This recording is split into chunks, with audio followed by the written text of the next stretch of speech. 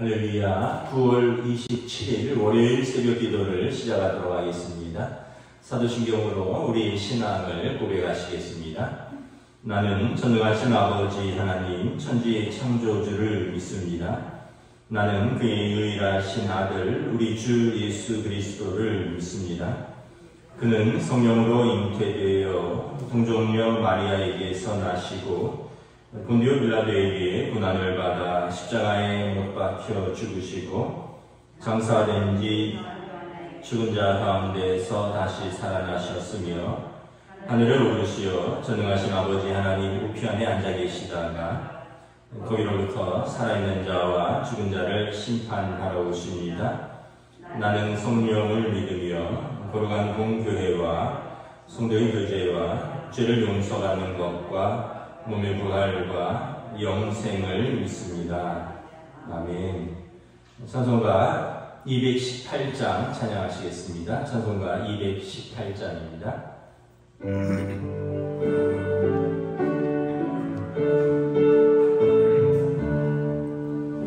내 마음과 정성을 다하여서 주 너의 하나님을 사랑하라. 내 몸을 아끼고 사랑하듯 형제와 이웃을 사랑하라. 주께서 우리에게 명하시니 그 명령 따라서 살아가리. 널 미워 해치는 원수라도 언제나 너 그렇게 사랑하라. 널 핍박하는 자 위에서도 신실한 마음으로 복을 빌라. 주께서 우리에게 명하시니 그 명령 따라서 살아가리. 나 항상 주님을 멀리하고 형제를 너그럽게 이러한 죄인을 사랑하사 주께서 몸버려 죽으셨다. 속죄의 큰 사랑 아들이고 내 생명 다 바쳐 충성하리. 아멘.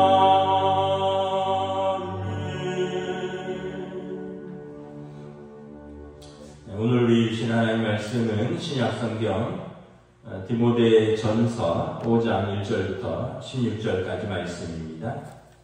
신약성경 디모데전서 5장 1절부터 16절까지 말씀입니다. 다 찾으신 줄 알고 저와 여러분들이 한 절씩 들어가도록 하겠습니다. 디모데전서 5장 1절부터 16절 말씀입니다. 늙은이를 꾸짖지 말고 권하되 아버지에게 하듯하며 젊은이에게는 형제에게 하듯하고 늙은 여자에게는 어머니에게 하듯하며 젊은 여자에게는 온전히 깨끗함으로 자매에게 하듯하라. 참 과부인 과부를 존대하라. 만일 어떤 과부에게 자녀나 손자들이 있거든 그들로 먼저 자기 집에서 효를 행하여 부모에게 보답하기를 배우게 하라. 이것이 하나님 앞에 받으실 만한 것입니다. 참 과부로서 외로운 자는 하나님께 소망을 두어 주야로 항상 간구와 기도를 하거니와 향락을 좋아하는 자는 살았으나 죽었느니라. 내가 또한 이것을 명하여 그들과 책망받을 것이 없게 하라. 누구든지 자기 친족, 특히 자기 가족을 돌보지 아니하면 믿음을 배반하는 자요 불신자보다 더 악한 자니라. 과부로 명부에 올릴 자는 나이가 60이 덜 되지 아니하고 한 남편의 아내였던 자로서 선한 행실의 증거가 있어 혹은 자녀를 양육하며 혹은 나그네를 대접하며 혹은 성도들의 발을 씻으며 혹은 환난 당한 자들을 구제하며 혹은 모든 선한 일을 행한 자라야 할 것이요. 젊은 과부는 올리지 말지니 이는 정욕으로 그리스도를 배반할 때에 시집가고자 함이니 처음 믿음을 저버렸으므로 정죄를 받느니라.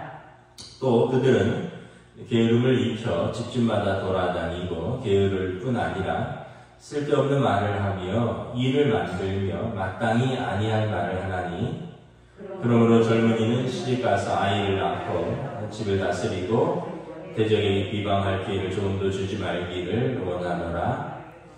이미 사탄에게 돌아간 자들도 있도다.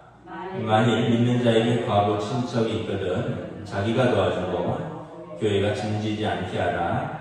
이는 참 과부를 도와주게 하려 함이라. 아멘. 할렐루야. 또 새로운 한 주, 새로운 하루가 시작되었습니다.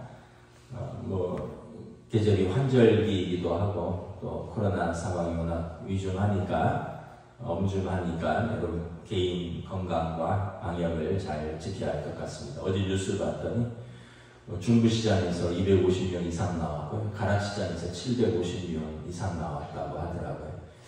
그러니까 지금 시장 쪽에서 추석 명절 앞두고 왔다 갔다 하다가 대폭발을 한 것 같습니다. 그래서 우리가 좀 조심하고 또 잘 지켜야 할 때가 아닌가 생각을 합니다. 오늘 말씀은 교회 안에서의 성도들과의 관계와 또 참 과부들을 어떻게 교회가 공개할 것인가에 대한 내용이죠. 디모데 목사님은 에베소 교회에서 목회를 하는 젊은 목회자였죠. 그래서 지금 바울 사도가 이제 어떻게 보면 목회 선배 목사로서 또 믿음으로 낳은 아들에게 목회 코칭을 하는 거죠. 오늘 1절, 2절에 보면 가족에게 하듯 하면 된다. 늙은이를 꾸짖지 말고 아버지에게 하듯 하면, 그러니까 연세 드신 분들을 막 타박하지 말라는 거죠. 또 젊은이에게는 형제에게 하듯 하고 또 늙은 여자에게는 어머니에게 하듯 하고 젊은 여자에게는 온전히 깨끗함으로 자매에게 하듯 하라. 그러니까 젊은 사람들에게는 남자들은 형제에게 하듯 하고 여자에게는 자매에게 하듯 하게 하고 늙으신 분들은 아버지에게 또 어머니에게 하듯 하면 된다. 왜냐하면 교회도 영적인 가족이니까 그렇다는 거죠. 그래서 이것은 꼭 목회자와 성도와의 관계뿐만 아니라 성도와 성도의 관계에서도 이렇게 서로를 대하면 문제가 없을 것 같습니다. 제가 어떤 교회 목사님에게 본 건데 좋아 보이진 않더라고요. 제가 한번 같이 차에 탄 적도 있고 또 전화하는 것도 듣고 이랬는데 당신 교회에 한 10살 많은 권사님들한테 말을 놓더라고요. 친구에게 하듯이 친밀해서 그런지는 모르겠는데 당신보다 한 10살 정도 많은 권사님들하고 같이 차에 타고 같이 전화도 하고 그러는데 반말을 하더라고요. 그래서 그게 옳은 건가? 목회자로서 연세 드신 권사님들한테 아무리 친밀하다고 해서 누구 어른들 말대로 쌀알을 반톨만 먹었는지 혀가 짧은 건지 옳지 않다고 생각을 합니다. 보는 사람에게 일단 듣는 사람에게 덕이 안 되고요. 당신들 간에는 얼마나 친밀한지 모르겠는데 다른 사람이 볼 때 덕이 되지 않고 더 나아가서 교양이 부족하다, 더 나아가서는 상스럽다, 이런 생각을 하게 되는 거죠. 모르겠습니다. 또 친밀하게 지내는 분들은 그렇게 하기도 하는데 뭐 저랑은 잘 안 맞는 것 같아요. 저는 이렇게 생각을 해보니까 우리 교회에 와서 청년 때 만나서 제가 주례를 하고 그리고 결혼을 하고 아이를 낳은 우리 좀 젊은 집사님들한테는 제가 가끔 말을 좀 놓을 때가 있어요. 예를 들면 뭐 우리 박상희 집사, 조현애 집사, 또 우리 권호석 집사, 김은혜 집사 이런 분들은 제가 청년 때 보고 제가 주례를 하고 뭐 그러다 보니까 좀 세월이 좀 10년 정도 흘렀지만 또 저랑 나이도 뭐 띠동갑 이상 차이가 나고 그러다 보니까 가끔 가다가 이렇게 좀 말을 놓기도 하고 그런데 이제는 뭐 그분들도 나이가 들어가고 또 아이를 두 아이와 한 아이의 아버지요 어머니요 또 각자 사회에서의 위치도 있고 그러니까 이제는 또 조심하게 되더라고요. 그런데 어쨌든 그 우리 안에서 서로 좀 말을만 좀 조심을 해도 관계에서 크게 문제가 되지 않을 것 같습니다. 특별히 가족 얘기하듯 하면 된다는 거죠. 어른들에게는 부모님 대하듯이 젊은 사람들에게는 자기 형제 자매 대하듯이 그런데 이제 함부로 하고 또 뭐라 그럴까 어떻게 보면 서로 간에 지켜야 할 선을 넘어버리면 교회 공동체도 이제 시험에 들게 되는 것이죠. 3절부터 보면 참 과부에 대해서 나옵니다. 3절에 참 과부인 과부를 존대하라. 그럼 참 과부가 있고 가짜 과부가 있느냐라는 거죠. 이제 그 당시 사도행전 6장에 보면 두 어떤 부류의 사람들로 인해서 구제에서 좀 문제가 생기죠. 히브리파 과부와 헬라파 과부가 있는데 헬라파 과부들이 구제에서 가끔 빠짐으로 이게 문제가 되었다 이런 표현이 나옵니다. 그러니까 히브리파 과부는 원래 그 땅에 사는 유대인 출신 과부들이고 헬라파 과부는 다른 지역에서 살다가 이제 노년이 되어서 다시 그 유대 땅으로 돌아온 헬라 땅에 살던 사람들 중에서의 과부를 말하는 거죠. 그 당시는 지금처럼 뭐 국가가 복지를 해주는 것도 아니고 또 어떤 면에서 보면 일자리가 많던 때도 아니고 그래서 과부라 함은 결혼을 했었는데 남편이 먼저 돌아가시고 홀로 남겨진 분이죠. 그러니까 그 당시는 어떤 남자들이 경제 생활을 책임졌는데 남편이 돌아가시면 경제 생활이 어려운 거죠. 지금은 좀 다르죠. 지금 뭐 여자분들이 더 오랫동안 일할 수도 있고 연세 드시는 남자분들은 일할 자리가 오히려 좀 더 줄어듭니다. 뭐 경비라든가 뭐 이런 정도로 하나 줄어드는데 여자분들은 오히려 뭐 식당이라든가 뭐 청소라든가 뭐 어떤 면에서 좀 그렇게 양질의 일자리는 아니지만 여자분들에게 더 기회가 많죠 요즘은. 그런데 그 당시는 그렇지 않았죠. 그러니까 교회가 공동체가 이제 함께 책임을 지는 겁니다. 그 당시 유대 공동체는 어떻게 보면 신적 공동체죠. 다 하나님을 섬기는 백성들이고 또 야곱의 12지파의 아들들, 자녀들이니까, 자손들이니까 다 형제죠. 한 자손, 한 조상의 형제들이니까. 그래서 과부들을 교회에서 또 공동체에서 구제를 책임졌다는 거죠. 그런데 여기 보면 참 과부가 있는데 9절에 보면 과부 명부에 올릴 자는 뭐 그냥 돌아가셔서 혼자 계신 분이 다 명부에 올려서 다 도와주는 게 아니라 명부에 올릴 자는 일단 나이가 60이 넘어야 된다는 거죠. 그 당시에 2000년 전에 나이가 60이 넘었다는 얘기는 오늘은 한 80은 넘었다라는 이야기겠죠.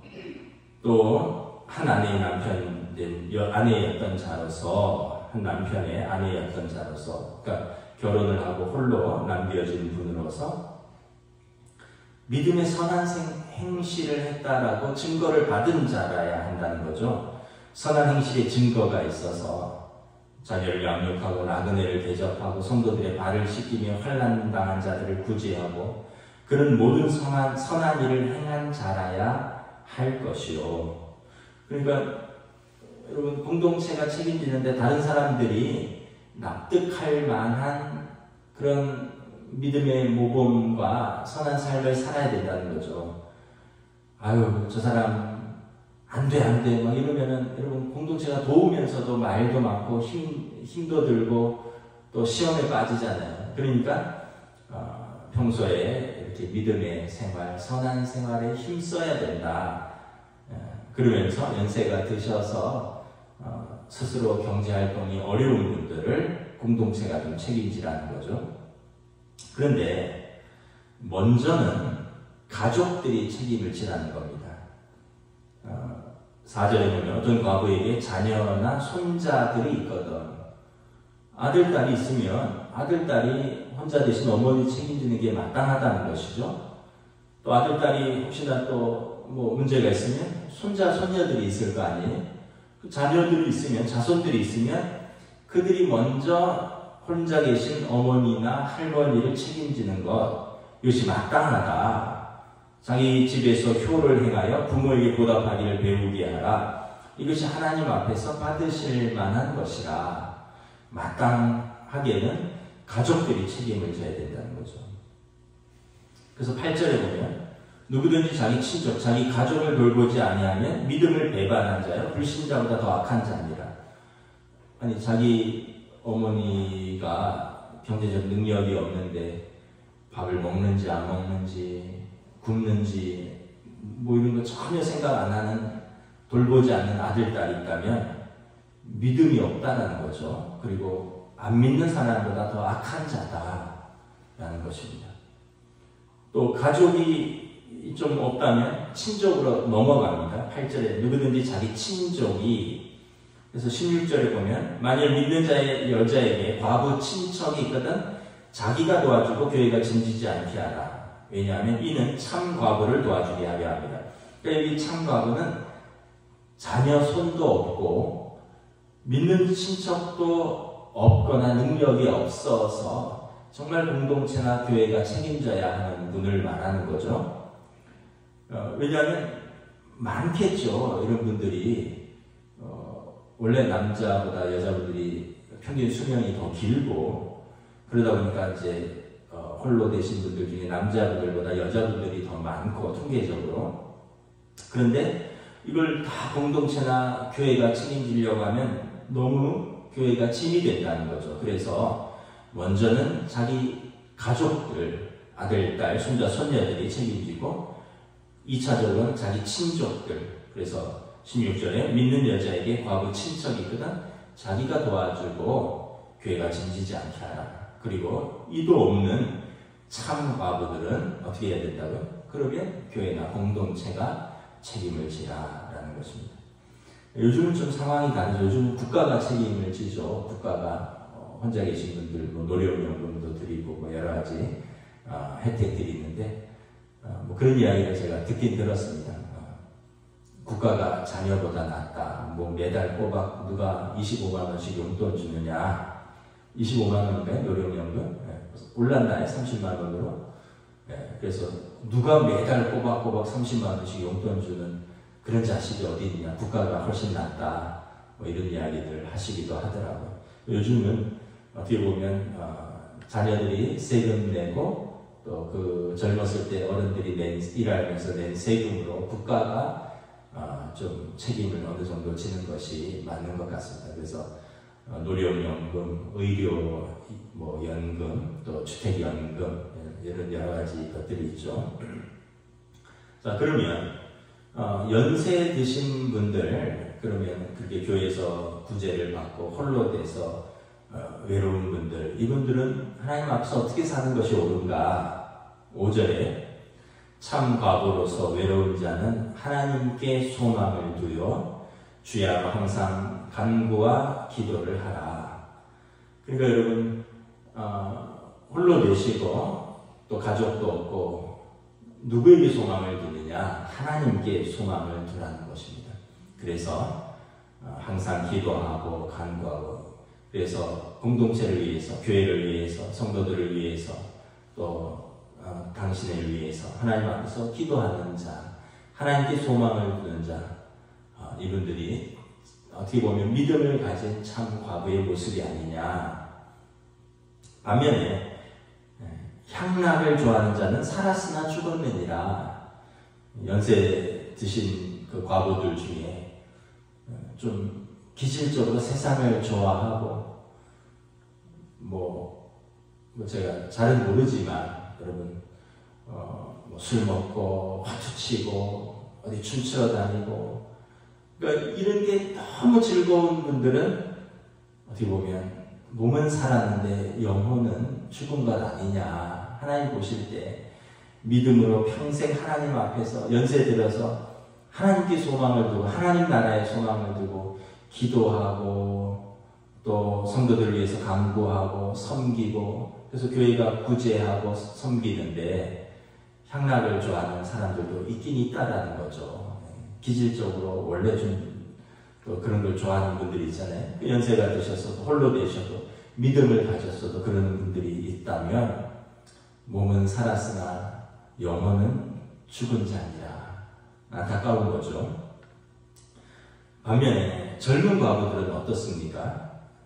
젊은 과부들은 14절에 보면 교회에 짐지우지 말고 시집가서 아이 낳고 살림 살고 그렇게 해서 자신도 새로운 기회를 가지고 또 시험 들지 않도록 하라라는 거예요. 이분들이 이제 어떻게 보면 재혼이죠. 홀로 됐으니까 재혼하지 않고 있다 보면 11절에 정욕으로, 젊으니까, 그래서 정욕으로 이제 믿음을 저버리고, 12절에 믿음을 저버리고, 또 13절에 이 여인들이 그 당시 일자리도 많지 않고 또 거기에다가 또 뭐 구제를 받고 이러면 게으르고 일하려고 하지 않고, 그래도 젊은 사람들은 뭐 삭바하는 집이라도 그 당시에 할 수 있을 것 아닙니까? 근데 그 젊은 사람들이 그냥 구제만 바라고, 그럼 몸은 건강하고 정욕은 있고 또 누가 도와주고 이러면 게으르고, 그럼 어떻게 집집마다 돌아다니면서 그냥 말만 하고 말 만들어내고 쓸데없는 말하고, 그러다 보면 일을 만들고 마땅히 하지 아니할 말하고, 그러면 개인에게도 경건치 못할 뿐만 아니라 공동체에도 큰 시험이 된다는 것이죠. 혼자 있으면 좀 대화의 대상도 없고 외롭겠죠. 그러다 보니까 다른 사람들과 말을 많이 할 수밖에 없겠죠. 여러분 가족이 있으면 가족과 말을 많이 하죠. 근데 가족이 없으면 어쩔 수 없이 다른 분들하고 말을 많이 할 수밖에 없는데, 그러다 보니까 이제 실수도 하고 입술을 지키지도 못하고 그냥 집집마다 돌아다니면서 말 만들고 쓸데없는 말하고 남 흉보고 그러면서 일을 만들고 서로 시험 들고, 그러면 교회 공동체에 덕이 되지 못하고 자기 자신에게 또 믿음이 떨어진다는 거죠. 그래서 젊은 과부는 차라리 시집가서 살림 살고, 그래서 사단에게 비방할 기회를 주지 말기를 원하노라 말씀을 하는 것이죠. 우리가 이렇게 말씀을 종합을 해보면 우리가 어떻게 알겠습니까? 젊은 분들은 이제 새로운 기회를 얻어서 가정을 꾸리는 것이 시험받을 일이 없고, 연세 드신 참 과부들은 하나님께 소망을 두고 말씀 읽고 기도하는 것이 합당하다.